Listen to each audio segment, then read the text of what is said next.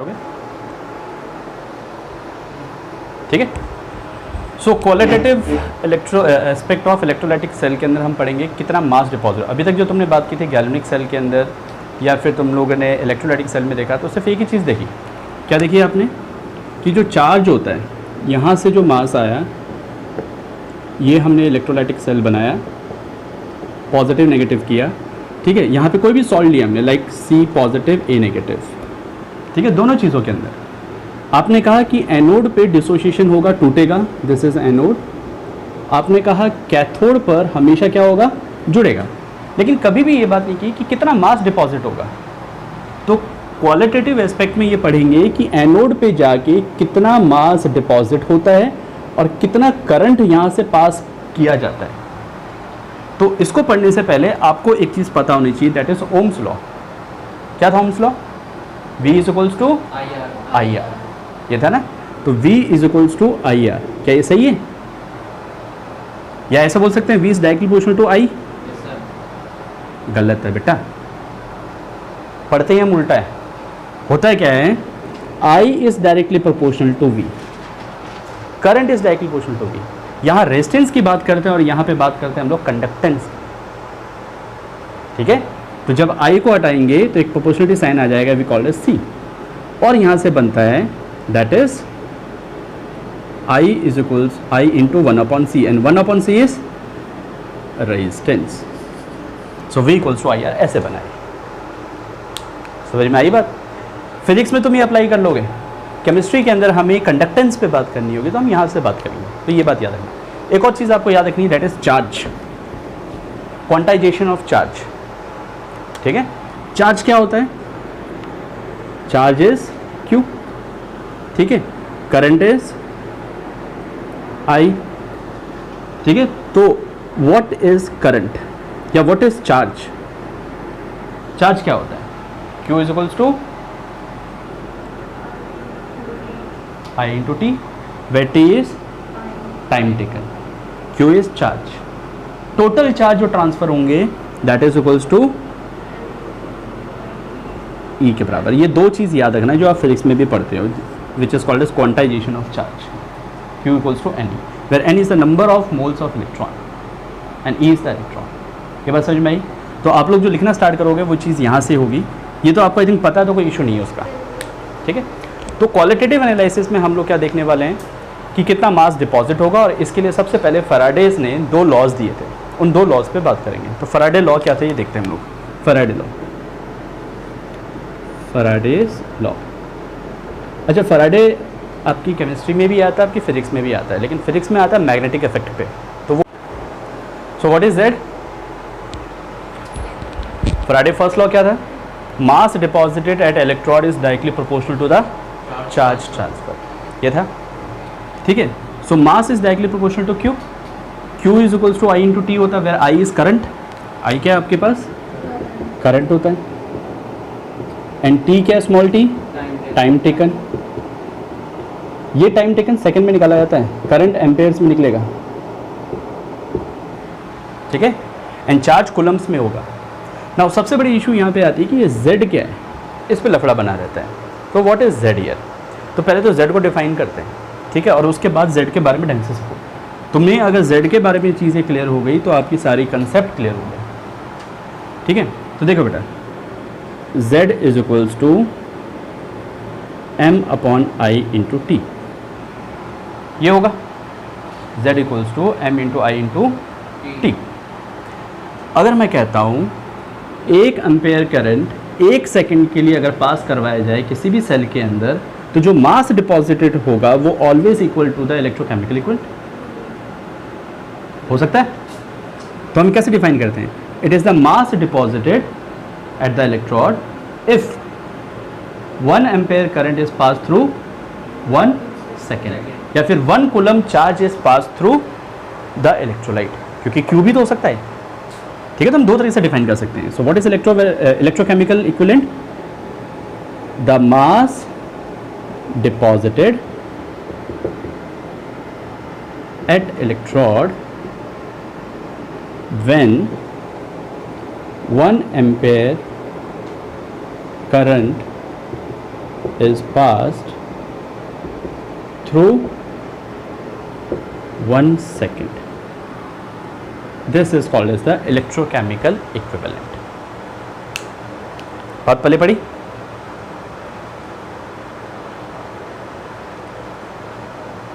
फटाफट इस चीज़ को नोट डाउन करो आप, और इस Z के बारे में थोड़ा ढंग से सीखो। और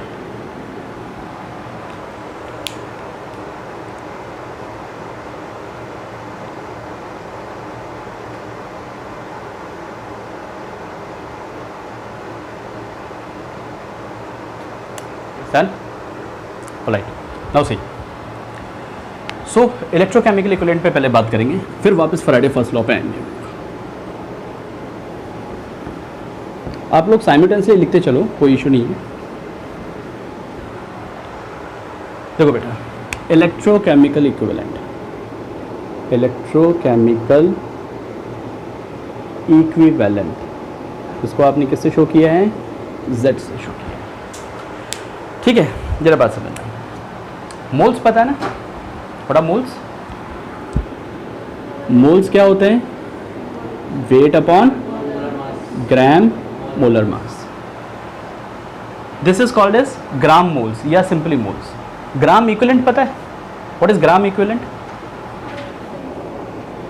जिसको हम बोलते हैं equivalent. Equivalent is weight upon gram equivalent mass. GEM is gram equivalent mass, GMM is gram molar mass. Now what is GEM? Gram equivalent mass is gram molar mass upon n factor, यही होता था। अभी इस n factor को देखो मैं कैसे बोलता हूँ, A, B, C, N और V फैक्टर, ये 5 में डिवाइड करता हूँ मैं इसको। A for acidity, B for basicity, C for charge transfer, N for number of electron transfer, V for valency factor. ठीक है, हमारे कोर्स में जो सॉल्यूशन चैप्टर है वहाँ हम पढ़ते हैं एसिड और बेस के बारे में, तो वहाँ N फैक्टर होता था एसिडिटी या बेसिसिटी। इलेक्ट्रोकेमिस्ट्री के अंदर हम लोग बात करेंगे किसकी? वैलेंसी फैक्टर की। तो यहाँ पे जो ग्राम इक्विवेलेंट मास हमारे मेटल्स की बात करेंगे या फिर नॉन मेटल्स की बात करें तो उनकी वैलेंसी के बराबर होगा। ठीक है, तो ग्राम इक्विवेलेंट मास क्या होगा? That is gram molar mass upon valency factor. मैं यहाँ पर इस बात करूँगा इस चैप्टर की, तो यहाँ पे वैलेंसी फैक्टर को हम इंट्रोड्यूस करेंगे। Got it? समझ में आया? ठीक है, इसको इकट्ठा कहा जा सकता था, दैट इज एन फैक्टर। इसको इकट्ठा हम एन फैक्टर कहते हैं। तो एक चार्ट के फॉर्म में याद करते हैं इस चीज़ को कि Z कैसे निकालते हैं। ठीक है, तो यहाँ पे तो मैं लिखता हूँ स्पीसीज, कुछ भी हो। यहाँ मैं लिखता हूँ इसका ग्राम मोलर मास, यहाँ हम लिखेंगे इसकी वैलेंसी फैक्टर, क्या वैलेंसी होगी। देन लिखेंगे ग्राम इक्विवेलेंट मास, ग्राम इक्विवेलेंट मास। फिर हम लिखेंगे इसका Z, ग्राम इलेक्ट्रोकेमिकल इक्विवेलेंट। इलेक्ट्रोकेमिकल इक्विवेलेंट का फॉर्मूला क्या होता है? What is Z? Z is equivalent upon Faraday, equivalent upon Faraday. ठीक है,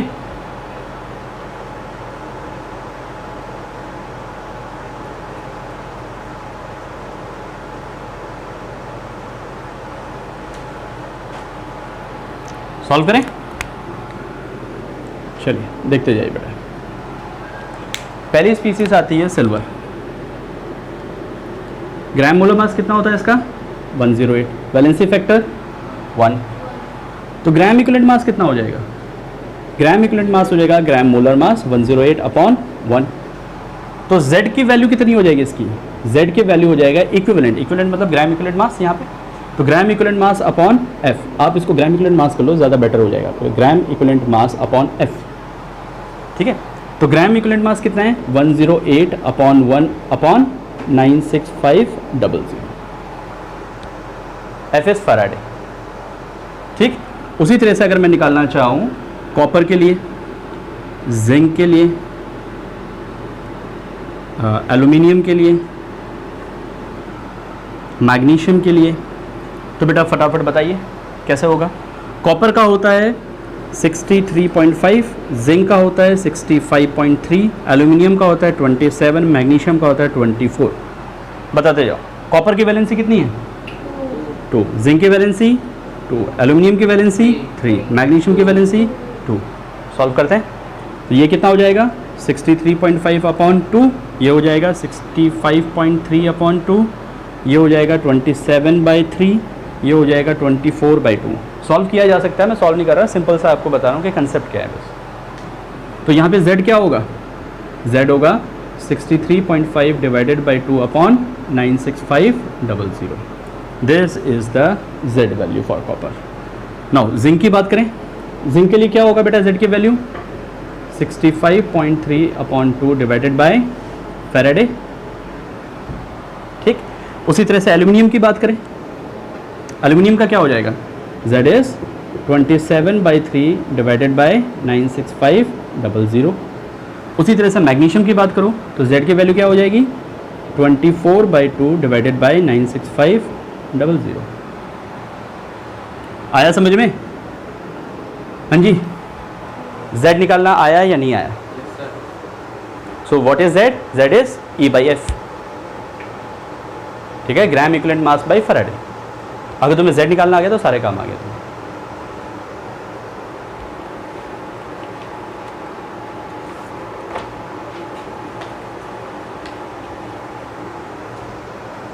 तब करें नाउ सी। अब आते हैं फैराडे फर्स्ट लॉ पे वापस। फैराडे फर्स्ट लॉ ने आपको एक बात कही थी, that is mass deposited at electrode is always directly proportional to the charge supplied. ठीक है, Faraday first law, Faraday first law ने एक बात कही हमें, that is mass deposited is always directly proportional to charge. ये था second thing, mass is directly proportional to I into T, ये था। और हमने कहा m is equals to z into I into T. आप सीधा ये फॉर्मूला अप्लाई करते थे। एक चीज़ और याद रखना, z की वैल्यू जो होती है, इलेक्ट्रोकेमिकल इक्विवेलेंट की वैल्यू जो होती है, हर एक मेटल के लिए अलग अलग होती है। ये स्पीसीज टू स्पीसीज वेरी करेगा, depend only on temperature, temperature पर डिपेंडेंट है। ठीक है, देन हम इसको थोड़ा सा मॉडिफाई करके यहाँ पे कर देते हैं EQ upon F into I into T. तो आप लोग जो न्यूमेरिकल फॉर्मूले यूज़ कर रहे हो, z is equals to I into T लिखना ज़रूर, और उसके बाद में ये सॉल्व करना है। Where what is EQ? That is gram equivalent mass. And what is gram equivalent mass? चलो मैं इसको एक और मॉडिफाई करता हूँ, दैट इज EQ क्या है? ग्राम मोलर मास अपॉन क्या होगा? N factor into 1 upon Faraday into I into T. यही होगा ना? तो डायरेक्टली ये फॉर्मूला अप्लाई करो किसी भी क्वेश्चन के अंदर, आपका काम हो जाएगा। आया समझ में? अभी तक आप लोग सिर्फ इसको फॉलो करते थे, अभी तक आप लोग सिर्फ इसको फॉलो करते थे, z के बारे में तुम जानते नहीं थे इसलिए। अब z के बारे में निकालना आ गया अच्छे से, कैसे निकालते हैं। ठीक, तो अब ये वाला फॉर्मूला अप्लाई करो, आपकी क्वेश्चन कभी भी गलत नहीं होगा, बिल्कुल काम हो जाएगा। समझ में आया? बहुत इजीली काम होता है। Now next thing, Faraday second law. Second law भी बात करेंगे, फर्स्ट लॉ भी बात करेंगे, उसके बाद क्वेश्चंस पाएंगे इसके। यहाँ से डेफिनेटली बोर्ड में एग्जाम में क्वेश्चन मिलेगा तुम्हें। इसके बाद हेडिंग डालना फैराडे सेकंड लॉ।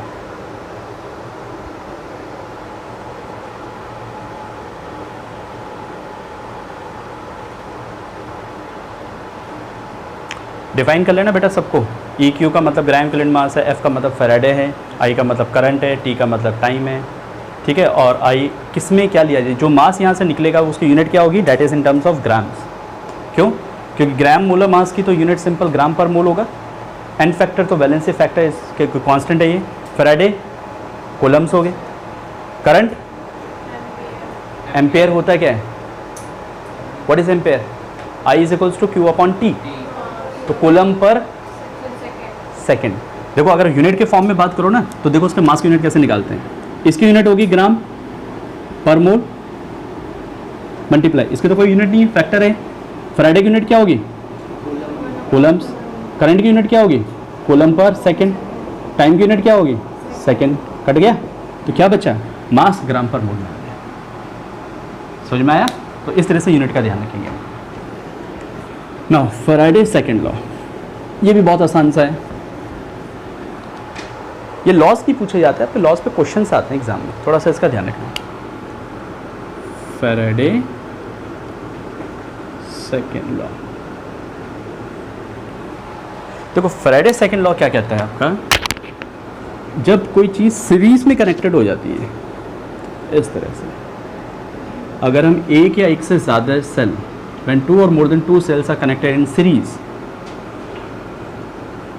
तो क्या हो, इसी पर बेस्ड है आपका Faraday second law.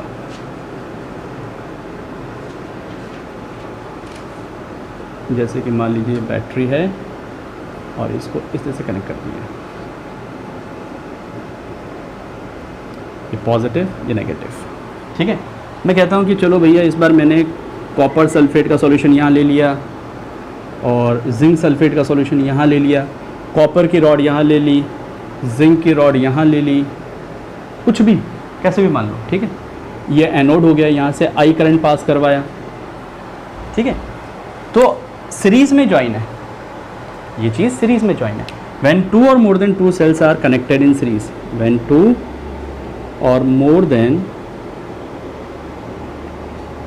2 electrolytic cell are connected in series, अगर सीरीज में ज्वाइन हो जाए तो क्या चीज़ कॉमन है? सीरीज में कॉमन क्या होता है? करंट कॉमन रहता है। जितना करंट और चार्ज दो चीज़ कॉमन है। जितना करंट यहाँ से पास हुआ या जितना चार्ज यहाँ से निकला, उतना ही चार्ज इस पे गया, उतना ही चार्ज इसमें आया, ठीक है, और उतना ही चार्ज इधर गया, ठीक है।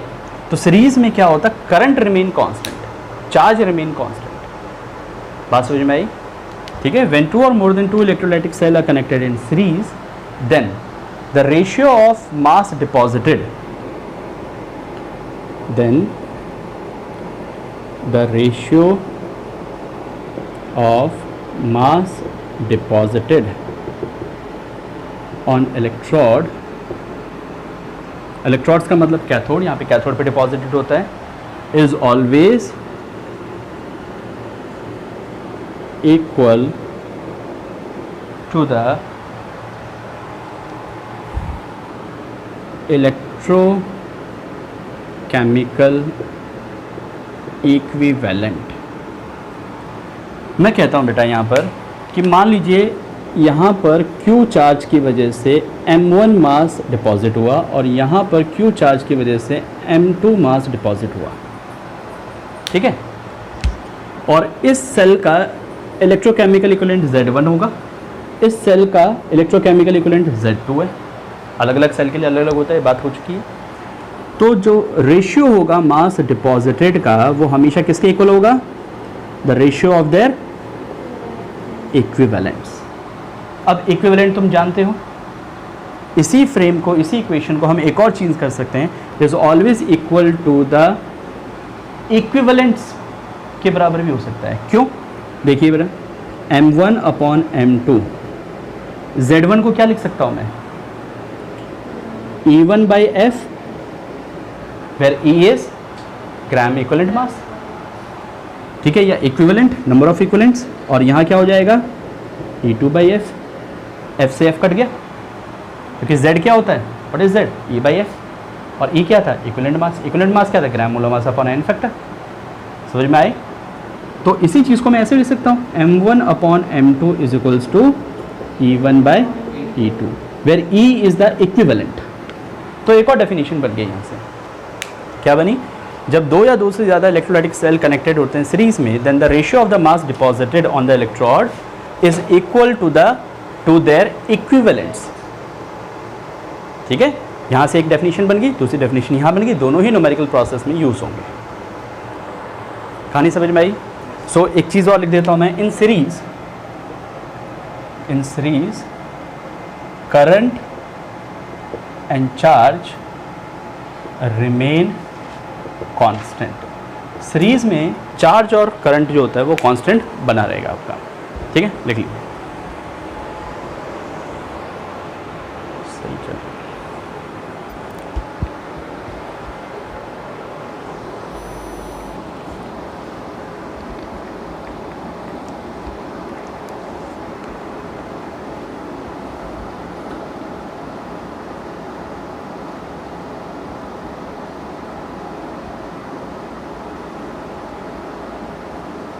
हो गया।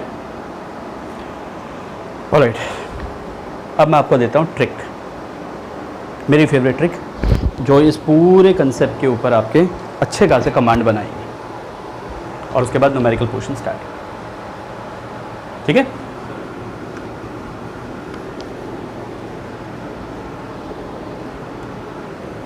आप कर दो।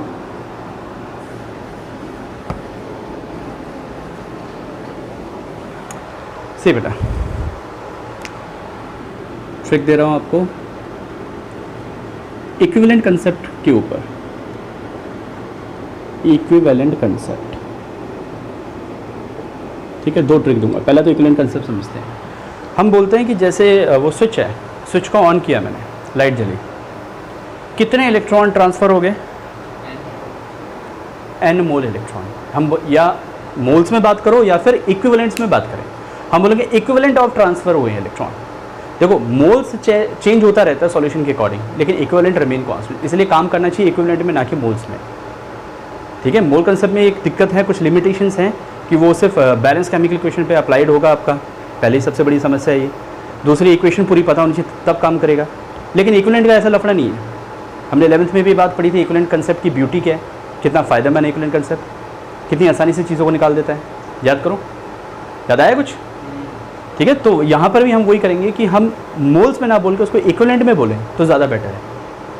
तो हम बोलेंगे स्विच ऑन किया, लाइट ऑन हुई, तो इक्विवेलेंट ऑफ इलेक्ट्रॉन ट्रांसफ़र हुए, ठीक है। तो वन इक्विवेलेंट का मतलब क्या होता है? What is one equivalent? ठीक है, तो हम बोलते हैं 1 mole of electron, 1 mole of electron किसके बराबर होगा? बराबर होगा Na इंटू इलेक्ट्रॉन्स के बराबर होगा।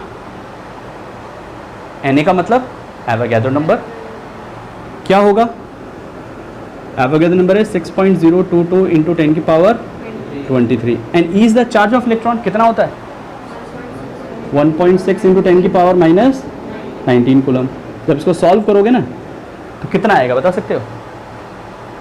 Upon solving it will get you 96500, and that is called as 1 farad। तो 1 मोल ऑफ इलेक्ट्रॉन का मतलब 1 farad है, इसलिए होता है। दिस इज द प्रूफ, ठीक है। नाउ दूसरी बात करता हूं ड्यूरिंग इलेक्ट्रोलाइसिस पे। ड्यूरिंग इलेक्ट्रोलाइसिस, जब भी इलेक्ट्रोलाइसिस करते हैं हम लोग, मास electrolysed, electrolyzed is always equivalent to mass electrolyzed का मतलब क्या है? What is mass electrolyzed? Electrolyzed मतलब इलेक्ट्रोड्स पे कितना मास डिपॉजिट हुआ, ठीक है। किसके डायरेक्टली पोर्शनल होगा? दैट इज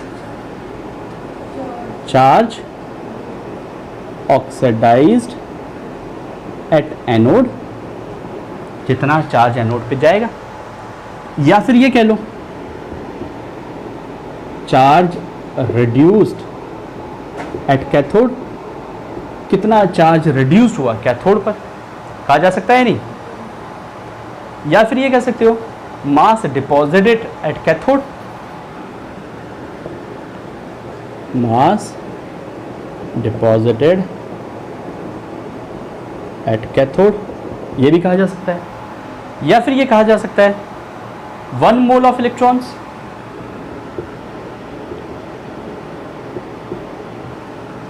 या फिर हम इसको कह दें 1 इक्विवेलेंट ऑफ इलेक्ट्रॉन, या फिर कह दें 1 फैराडे।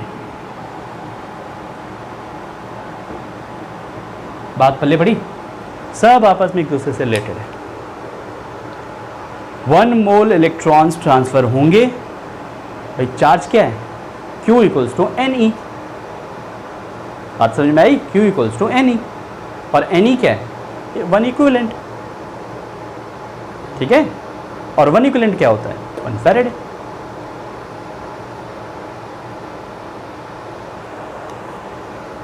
खाने पल्ले पड़ी,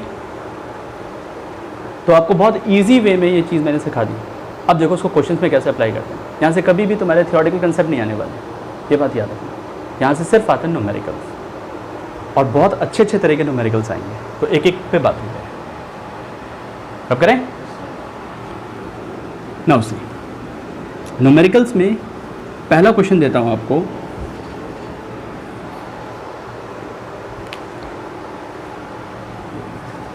क्वेश्चन है, how many coulomb are required, first is to produce 20 gram of calcium from calcium chloride, second है for the reduction of 1 mole of MnO4 negative to Mn+2, third है for the oxidation of 1 mole of water to O2। ठीक है बेटा, solve कीजिए। मोल concept पढ़ना आता है ना आप लोगों को? हाँ जी, मोल कंसेप्ट पढ़ना आता है? कैसे पढ़ते थे मोल कंसेप्ट को? जैसे कार्बन है, कार्बन पे मेरे को मोल कंसेप्ट पढ़ना है, मैं कैसे पढ़ूंगा? Carbon is always equals to 12 gram, ठीक है। 12 gram is always equal to 12 AMU। 12 AMU, देखो ये तो हो गया इसका क्या, ग्राम एटॉमिक मास। ये क्या हो गया इसका, एटॉमिक ना। AMU के फॉर्म में क्या डिफाइन करते हैं हम लोग? होता तो मास ही है, एटॉमिक मास ही होता है, लेकिन एवरेज एटॉमिक मास डिफाइन करते हैं, रिलेटिव एटॉमिक मास डिफाइन करते हैं, ठीक है। It is always equal to क्या, 1 mole of carbon, and 1 mole of carbon is always equal to Avogadro atom of carbon, and Avogadro atom of carbon always occupy, अगर gases form में तो 22.4 litre at STP। मतलब आप मोल concept को एक साथ relate कर लो हर चीज़ों के साथ में, ठीक है। उसी तरह से अगर मैं नाइट्रोजन की बात करूँगा तो क्या होगा बेटा, 14 gram of nitrogen is always equals to 14 AMU of nitrogen. It is always equal to 1 mole of nitrogen, always equivalent to Avogadro number atom of nitrogen, always occupy 22.4 liter at STP। ये जो volume का concept है ये gases species के लिए होगा, ठीक है। उसी तरह से अगर आइंस पे बात करें, कार्बोनेट आइन के ऊपर मोल कंसेप्ट पढ़ना है, कैसे पढ़ेंगे?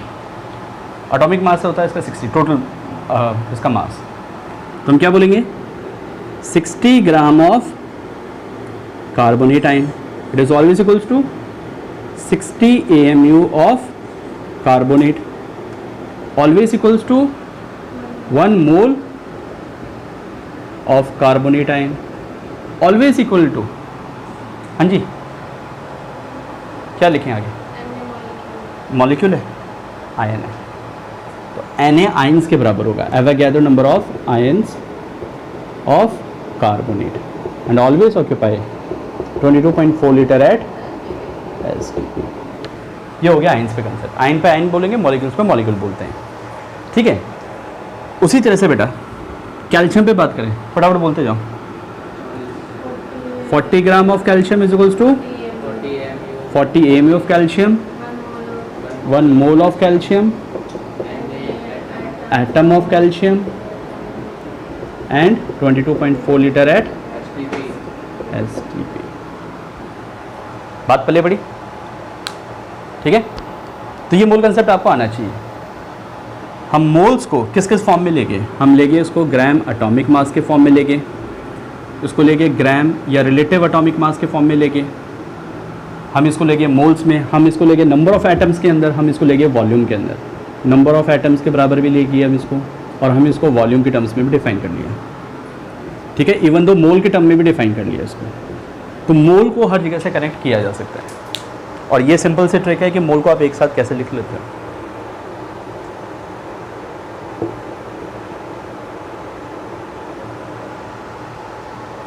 फटाफट लिखो।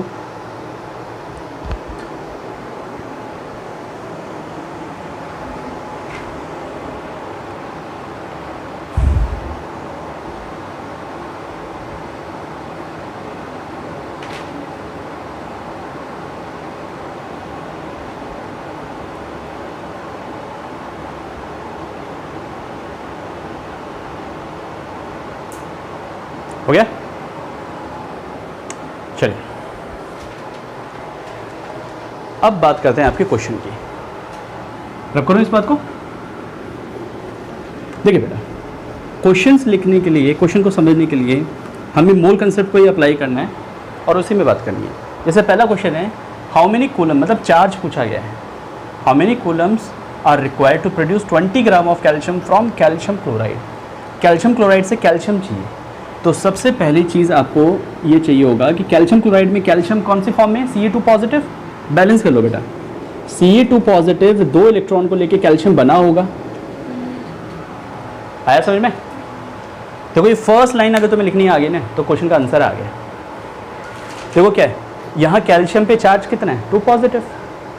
तो कैल्शियम 2 पॉजिटिव से ये क्वेश्चन में बोला कि to produce 20 gram of calcium, मतलब कैल्शियम बनना है किससे, कैल्शियम क्लोराइड से। तो कैल्शियम क्लोराइड जो था उसमें कैल्शियम बन रहा है, तो कैल्शियम की बात करेंगे तो सिर्फ 2 पॉजिटिव है कैल्शियम।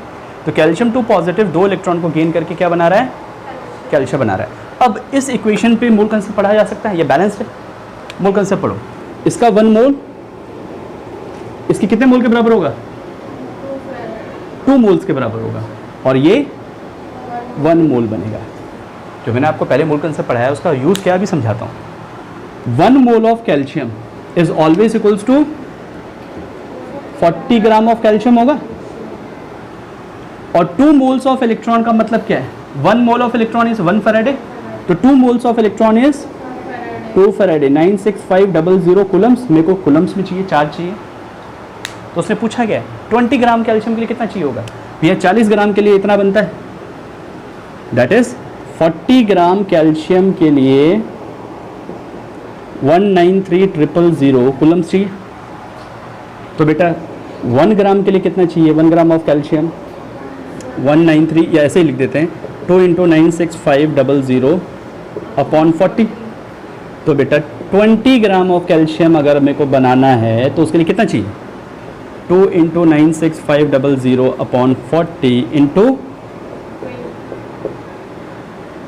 1 फैरेड, मतलब 96500 कूलम्स की आवश्यकता होगी।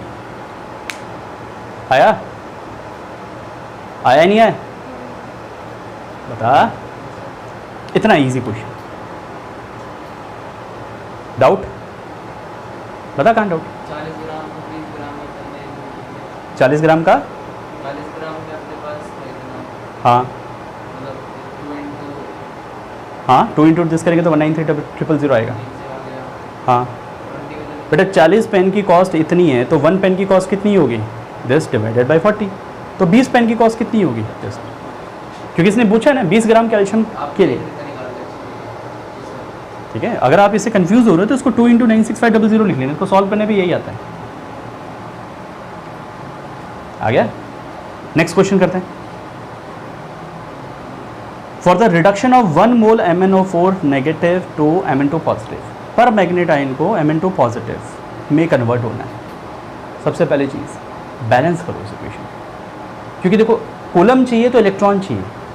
इलेक्ट्रॉन का कंसेप्ट समझ में आ गया, कितना इलेक्ट्रॉन दे रहा है तो कहानी समझ में आ गई, मूल कंसेप्ट पढ़ा जा सकता है। ये हो गया यश, फास्ट कर, ऊपर की लाइन ड्रॉप कर रहा हूँ। देखो सेकंड का आंसर होगा for the reduction of 1 mole MnO4 negative. और ऐसे क्वेश्चन पता है एग्जाम में आते हैं 2-2 मार्क्स के या 3-3 मार्क्स के, और इतने आसान होते हैं चीज़। MnO4 नेगेटिव से किस में जाना है हमें? Mn+2 में। बैलेंस किया जा सकता है इसको। MnO4 2 नेगेटिव है, सॉरी MnO4 नेगेटिव है। मैग्नीज एटम, पहले एटम बैलेंस करते हैं, हो गया। ऑक्सीजन कितने हैं यहाँ? तो इधर क्या लगाएं? 4 वाटर मॉलिक्यूल, 4 H2O लगा दिया। अब वहाँ हाइड्रोजन आ गए, 8 हो गए। यहाँ क्या हो गया? 8H पॉजिटिव हो गया। अब क्या बचा? चार्ज। जरा हम देखते हैं, यहाँ पर है -1 और यहाँ पे है +8, तो टोटल चार्ज कितना हुआ? +7 चार्ज लेफ्ट हैंड साइड पे। यहाँ देखते हैं +2 चार्ज। तो किस तरफ कितना इलेक्ट्रॉन बैलेंस करेंगे? दोनों तरफ इक्वल हो जाए। इधर अपन 5 करेंगे, इस तरफ 5 इलेक्ट्रॉन बैलेंस करते हैं, तो इधर 5 इलेक्ट्रॉन बैलेंस करते हैं, हो गया। तो मतलब इस तरह से अगर आपने बैलेंस कर दिया, अब मोल कंसेप्ट पढ़ लो इस पर, रब करो। मोल कंसेप्ट अगर पढ़ते हैं तो जरा देखो बेटा, किस किस की चीज़ के बारे में बात करनी है? 1 मोल मैग्नेट आयन के और इस पे, ठीक है। तो इसका 1 मोल कितने इलेक्ट्रॉन दे रहा है? 5 इलेक्ट्रॉन, मतलब 5 मोल देगा। और कितना बनेगा? 1 मोल बनेगा। आंसर आ ही गया एक लाइन में। कैसे? यही तो पूछा था, 1 मोल के लिए कितना चार्ज ट्रांसफर चाहिए? तो 1 मोल के लिए 5 मोल चाहिए, 5 मोल इलेक्ट्रॉन चाहिए। तो 1 मोल, इसको तो मोल में रहने देते हैं, और इसको 5 × 96500 कूलम कर देते हैं। आ गया answer. This is your answer. Solve कर लो इसको, 96500 को। आया? कुछ था क्या क्वेश्चन में बेटा? सिर्फ बैलेंस पता होना चाहिए कि कैसे करते हैं। 4 स्टेप होते हैं। एटम बैलेंस करो, पहली चीज़ जो पार्टिसिपेट कर रहे हैं। दूसरा, ऑक्सीजन बैलेंस करो by adding water on the deficient side. तीसरा, हाइड्रोजन बैलेंस करो बाय एडिंग H पॉजिटिव। और चौथा, चार्ज बैलेंस करो बाय एडिंग इलेक्ट्रॉन्स। 4 कंसेप्ट। और इट नेक्स्ट थर्ड क्वेश्चन देखते हैं। For the oxidation of 1 mole water to O2, पूरी तरह से बैलेंसिंग पे डिपेंड है। वाटर को O2 में ले गया है, बैलेंस करते हैं। ऑक्सीजन 2 है, यहाँ पर ऑक्सीजन 1 है, तो पहले क्या करें? 2 H2O कर दूँ इसको डायरेक्टली, 2 H2O हो गया, एटम बैलेंस हो गया। अब हाइड्रोजन बढ़ गए, कितने हाइड्रोजन? 4, तो इस साइड 4H पॉजिटिव। चार्ज देखें बेटा, इधर 0 है, उधर कितने? 4 पॉजिटिव, तो कितने इलेक्ट्रॉन होंगे? 4 इलेक्ट्रॉन्स होंगे। अगर हमें इलेक्ट्रिसिटी या चार्ज पूछा गया तो हमें इलेक्ट्रॉन को कंसिडरेशन में लाना है, ठीक है। तो देखो बेटा, 1 मोल, इसके 2 मोल, इसको अब लिखते हैं मोल कंसेप्ट के अकॉर्डिंग। 2 मोल कितने इलेक्ट्रॉन दे रहा है? 4 मोल इलेक्ट्रॉन दे रहा है। तो बेटा 1 मोल कितने इलेक्ट्रॉन देगा? 2 मोल देगा, ठीक है। तो इसको तो मोल में रहने देते, क्योंकि क्वेश्चन में यही पूछा है 1 मोल ऑफ वाटर कितने ऑक्सीजन में जब कन्वर्ट होगा कितना चार्ज चाहिए। 1 मोल वाटर जब ऑक्सीजन में कन्वर्ट होगा कितना चार्ज चाहिए, ये पूछा है इसने। तो इसका 1 मोल इसकी 2 मोल इलेक्ट्रॉन देगा। 2 मोल इलेक्ट्रॉन का मतलब 2 × 96500 कूलम, मतलब कितना हो जाएगा? 193,000 चार्ज कूलम चाहिए। आया?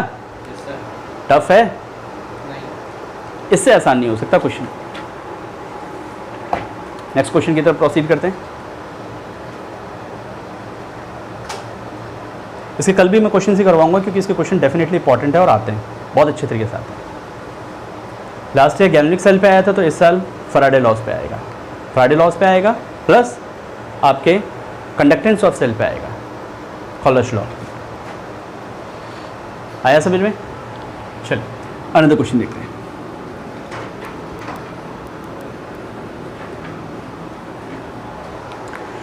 Next question is,